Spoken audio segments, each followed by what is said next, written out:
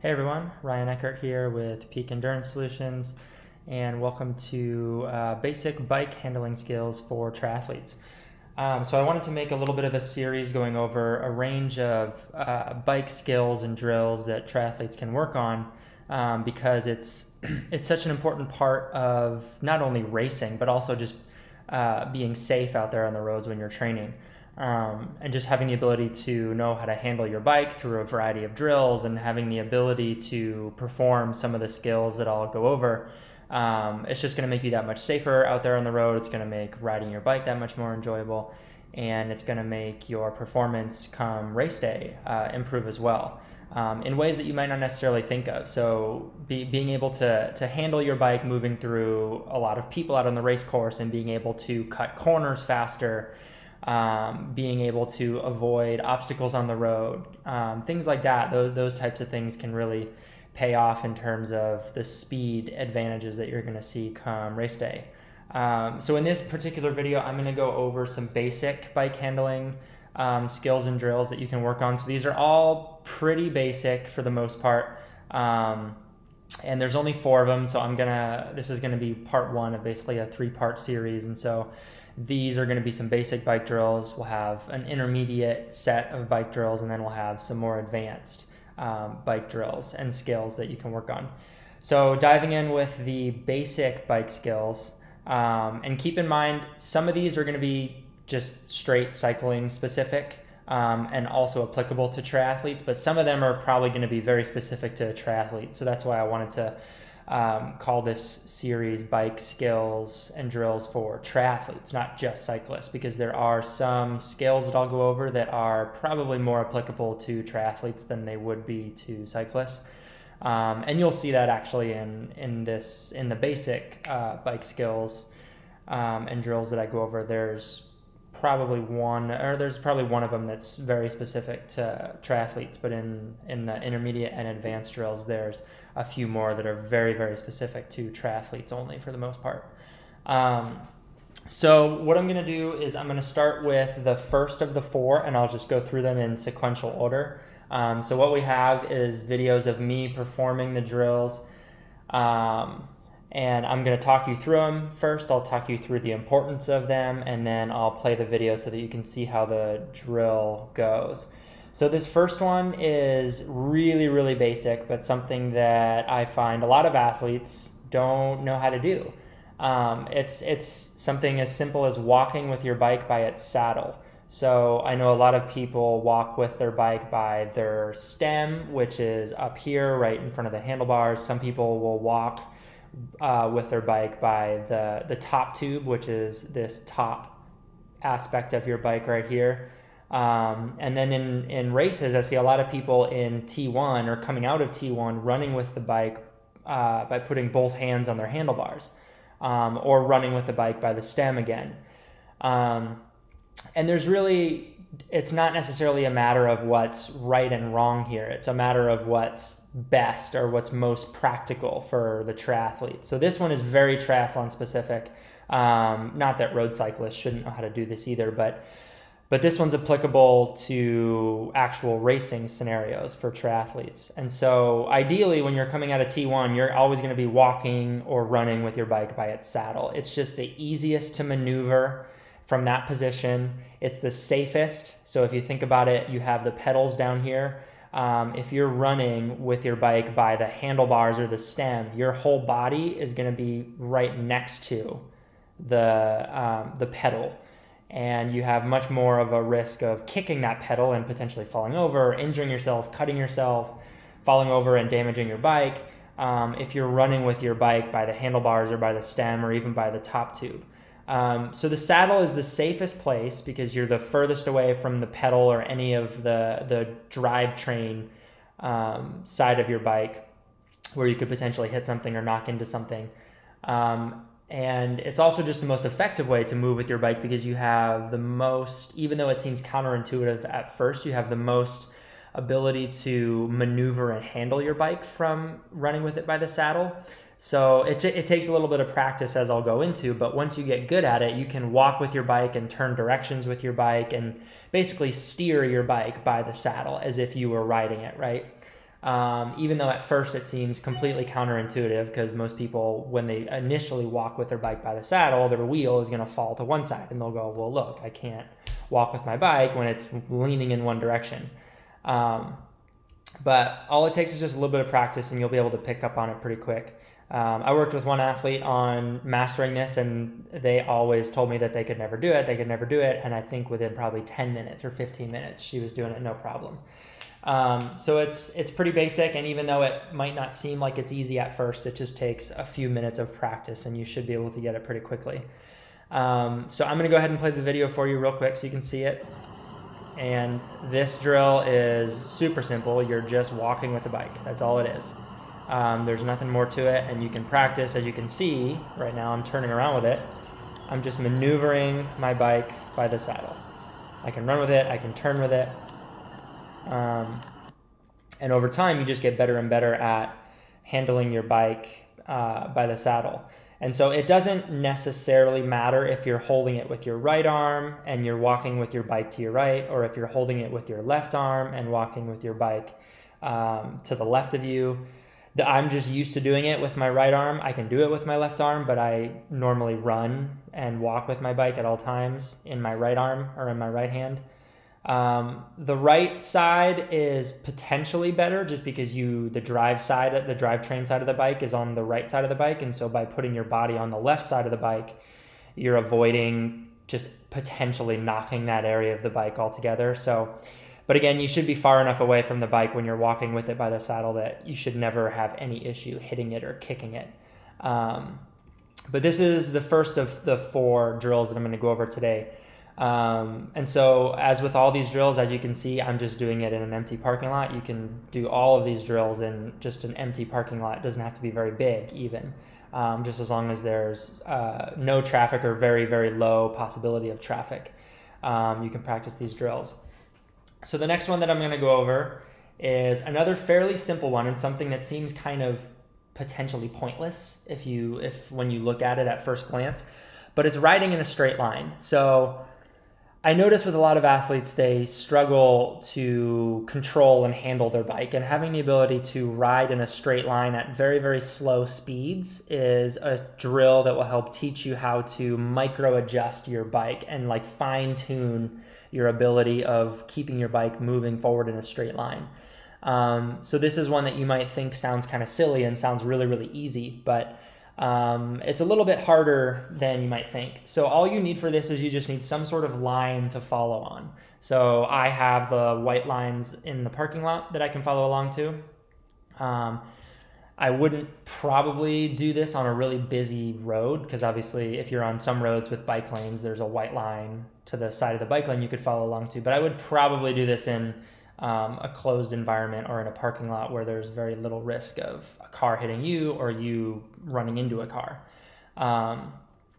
So just find somewhere where there's a line you can follow, and as you'll see when I play the video, all you're doing, your goal is to ride as slow as you can while keeping your bike riding straight over that line as best as you can. So I'll go ahead and play it so you can see it.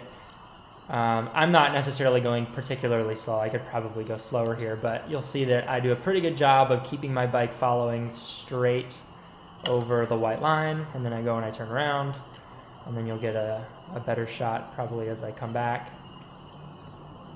And to make this drill more and more challenging, you can just ride your bike slower and slower and slower. And so I'll go ahead and play it one more time. So you can see, you'll probably notice, if you look at my knees, you'll see they kind of kick out from side to side, and that's me micro adjusting or shifting my body weight to keep my bike going in the straight line. And so you'll get a better view of it coming back again. So watch my knees and watch how I shift my body weight. So you see it right there, you see it right there again. So even though it seems simple, it's teaching you how to adjust and shift your body weight so that you can micro adjust the direction that your bike is going in, which when you're out there on the road, being able to ride in a straight line makes a pretty big difference, especially in a race. So let's just say you're one of those athletes who maybe struggles to ride in a straight line and you're constantly weaving all over the road, even if it's just like a foot to the right and then a foot to the left and then a foot to the right.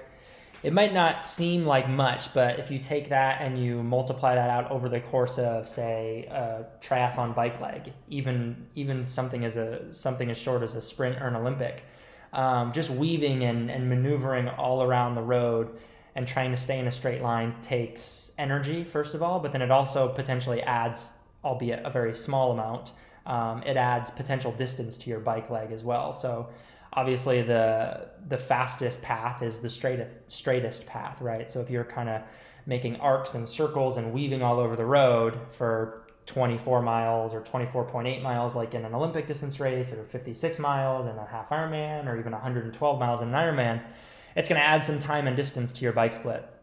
And you might not necessarily think of it that way, but it potentially could.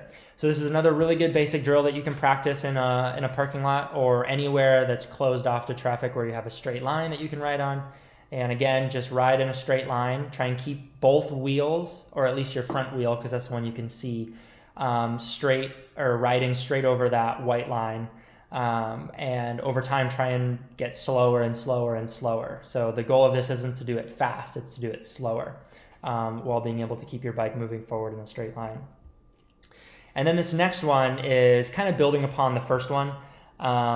You don't necessarily have to do this drill while focusing on riding straight over a line, but this one's riding one-handed. So it's another thing that most triathletes after a while will learn how to do, or most cyclists in general after a while will learn how to do, because in order to take a drink, you have to take one hand off of your handlebars and grab your water bottle. But there are some beginner athletes where it's a challenge and it's a struggle for them to learn how to ride their bike in a straight line one-handed. And so this is just a drill that you can do, again, in a parking lot, and you can do it over a white line. It doesn't necessarily have to be over a line that you're following, but the goal here is just to ride and pedal normally with one hand off the side of your body. So you're just taking one hand off the handlebars and you're riding in a straight line. So I'll go ahead and play the video for you. You'll see that I take my left hand off my bike as I'm riding out, and I'm just pedaling as usual. And then I'm going to flip around, come back, and I'll take my right hand off the bike this time.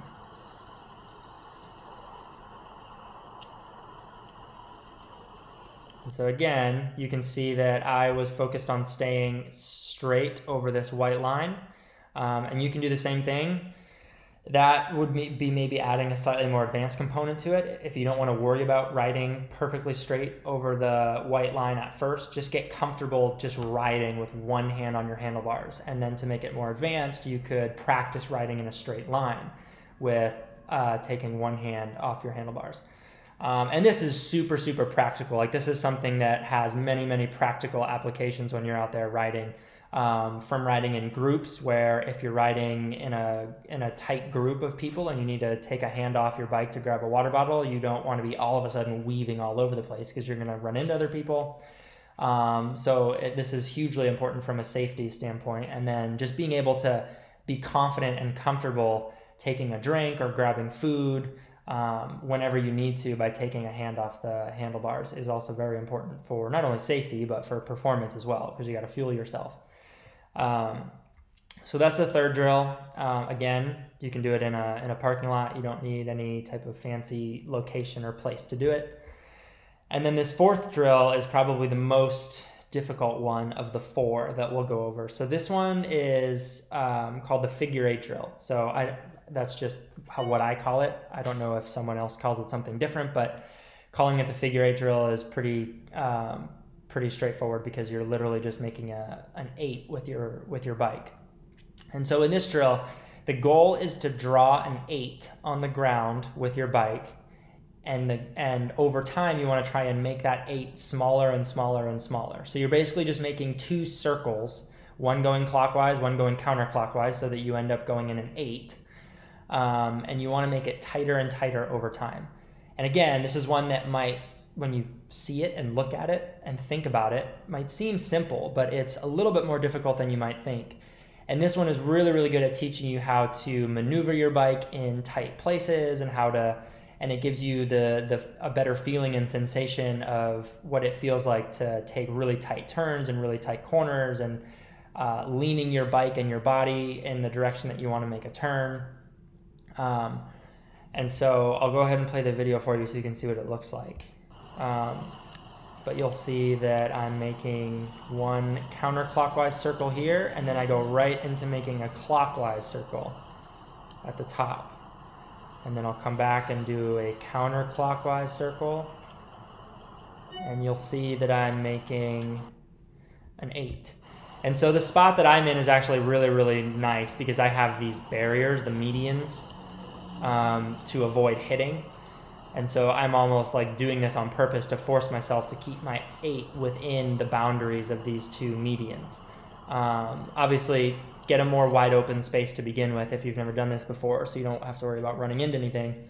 But over time, make it tighter and tighter. So you can use the lines of the parking lot. You could say, like I'm staying within 4 parking spaces, but let's say you had a wide open parking lot. You could try and stay within 5 parking spaces, the length or the width of 5 parking spaces when you're drawing your 8 on the ground. You might be starting at 6 or 7 space lengths, and then maybe your goal over time is to get it tighter and tighter. But the point here is you're just learning how to turn your bike in really small spaces, and it gives you a much better sense and feel for how to handle your bike. And this one is incredibly practical, not only just when you're out on the road riding in a group or by yourself, but in a lot of races, there's varying widths of U-turns out there on courses. And there are some courses where you might have the entire road to do a U-turn on. So maybe you're going out in outbound traffic lane, you're in the right lane, right? And then maybe they have the entire road blocked off and they have the cone in the middle of the road, and you're just flipping around and doing a U-turn and going back on the opposite side of the road. That is sometimes common, and in that scenario you have a pretty wide radius to make your U-turn. But I've done some races where you have to make a U-turn within 1 lane of traffic, and that gets pretty tight. And so it's a really, really useful skill to know how to make those really tight turns. Just so that way, you know, you're not having to unclip, put your foot on the ground, you're losing momentum, then you have to clip your foot back in and push off. And it doesn't seem like much, but let's say that course has a bunch of U-turns like that. And actually, Ironman 70.3 Arizona is a really, really good example of that. For those of you who have done that course, I calculated at one time, there's like almost 100 turns over the course of that 56-mile bike course. And there's a ton of U-turns, and there's a couple U-turns on that course that are really, really tight. So tight that I've almost had to unclip and put my foot down so that I could make sure I can do the turn without crashing. But if I wasn't comfortable and confident making really tight U-turns, I would probably have to take my foot off and unclip my foot, put my foot down, slowly maneuver around the U-turn, and then push off, and then make sure that I'm not running into anyone else or no one else is running into me as I slow down and unclip. So just having that confidence and that ability to make really tight turns and make really small circles while riding your bike can be incredibly useful come race day. And that's it for the basic bike handling skills and drills. So these, just like anything else, take time, patience, and practice. Some of them take a little bit more patience and practice than others. Walking with your bike by the saddle might only take you 20 minutes to learn, whereas riding in a really tight, small figure 8 might take you weeks or even months to get better at. This isn't necessarily something that you have to set aside like 30 minutes to practice all these drills just by themselves. Although you definitely can. It's worth it if you do it just by itself.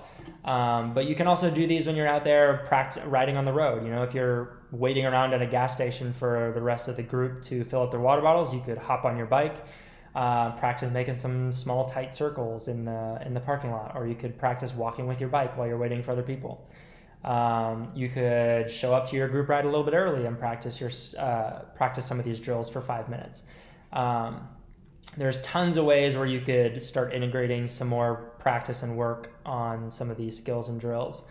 And the point is just to make sure that you're working on some of these things over time and you're just doing them consistently, and you're constantly trying to push your comfort level on the bike just a little bit, because then you'll eventually get comfortable with that, and then you'll push it just a little bit more and you'll get a little bit more comfortable. And just the more comfortable you are on the bike in general, the better your handling abilities are, the better your skills are at riding your bike, the safer you're going to be and the better you're going to perform. So see if you can't master some of these basic bike skills and drills, and then go ahead and check out the intermediate bike skills and drills video that I will be putting up soon.